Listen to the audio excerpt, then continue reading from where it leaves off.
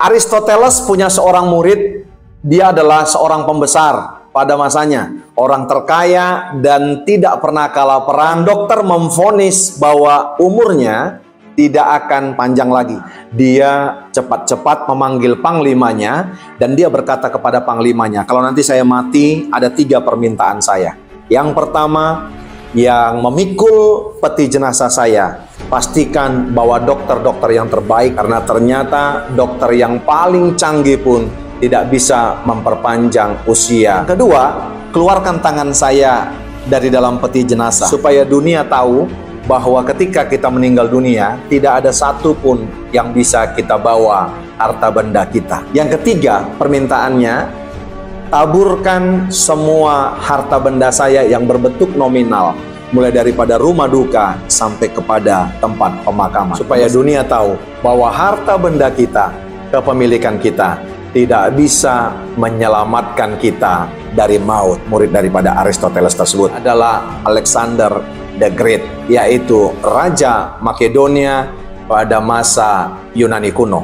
Hari-hari ini yang membuat kita sedih, yaitu ada begitu banyak orang menyadari bahwa harta dan kekayaan itu tidak berguna pada saat mereka diambang kematian. Seperti halnya Alexander the Great ini. Kita tahu bahwa Salomo adalah orang yang terkaya pada sepanjang masa. Alkitab mencatat demikian, saudaraku yang kasih.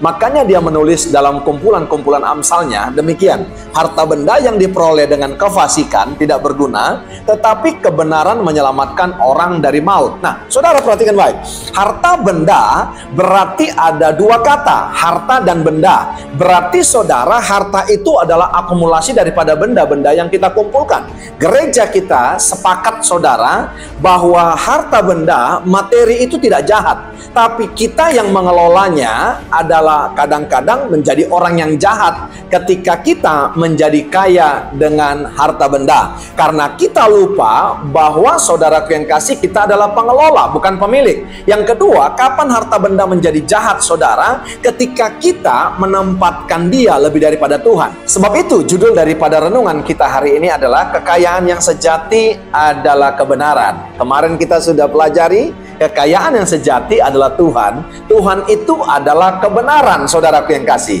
Lewat ayat ini saya bisa bagi 2 kelompok manusia, saudara. Yang pertama adalah kelompok yang mencari harta benda, yang memperoleh harta benda dengan jalan yang benar. Yang kedua, saudara, orang yang memperoleh harta benda dengan tidak benar. Saudara sekarang bekerja, saudara sekarang cari makan, saudara berdagang. Mungkin saudara lagi siap-siap mau ke kantor. Bukankah saudara pergi ke kantor dan saudara mendapatkan upah dan gaji? Dan ada kalanya gaji itu kita buat untuk membelikan satu properti dan harta benda. Kamu saudara hari ini lagi mencicil mobil, kamu lagi cicil rumah. Bahkan ada orang yang sambil pelayanan juga saudara sambil memiliki usaha yang lain. Itu saudaraku yang kasih, artinya apa? Bahwa harta benda itu tidak jahat saudara. Karena gini, kalau kita sepakat bahwa harta benda adalah jahat saudara, kita itu sedang sepakat juga dengan pengajaran Gnostik. Karena bagi pengajaran Gnostik, saudaraku yang kasih, harta benda atau materi itu bagi mereka adalah jahat. Apa yang membedakan saudara orang yang sama-sama memiliki harta benda? Cara menikmati mereka yang diperoleh daripada kefasikan, maka dia tidak akan pernah bisa menikmati dengan kebahagiaan. Mungkin saudara lihat covernya bahagia, tapi di dalamnya hati nuraninya hancur-hancuran.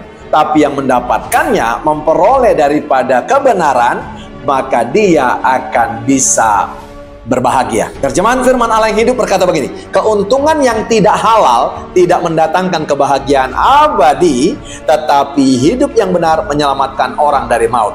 Jadi yang didapatkan, diperoleh daripada kebenaran, maka itu akan mendatangkan kebahagiaan yang abadi. Tapi ketika Anda memperoleh harta benda dari kefasikan, dari ketidakhalalan, yakinlah saudara, Anda tidak akan pernah mendapatkan kebahagiaan yang abadi. Yang perlu kita highlight saudaraku yang kasih, baik harta benda yang kita peroleh daripada kefasikan, baik harta benda yang kita peroleh daripada kebenaran, dua-duanya ternyata tidak bisa menyelamatkan. Haleluya. Tapi saya mau berkata kepada kita, harta benda yang diperoleh daripada kebenaran, ketika dipakai untuk pekerjaan Tuhan, ketika dipakai untuk menjadi berkat bagi orang lain, ketika dipakai untuk diri sendiri, maka Tuhan dipermuliakan. Dan saudaraku yang kekasih, Alkitab berkata, pahalamu besar. Saya mau berkata kepada saudara, engkau yang memiliki harta benda sekarang, pakai saudara, iya kan? Nikmati. Karena apa? Alkitab ini yang berkata, itu akan mendatangkan kebahagiaan.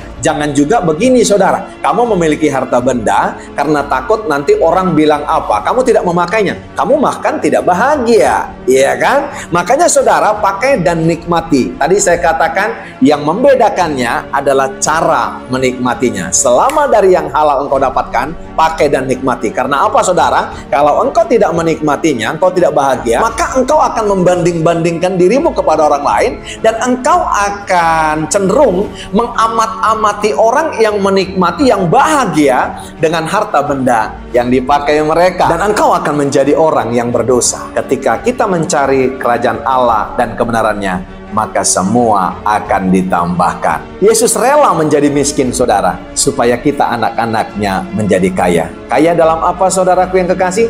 Kaya dalam kebenaran. Karena orang benar pasti akan terpelihara sempurna, sementara orang fasik akan menuju kepada dosa yang membawa kepada maut. Dari saya Royal Purba, Immanuel.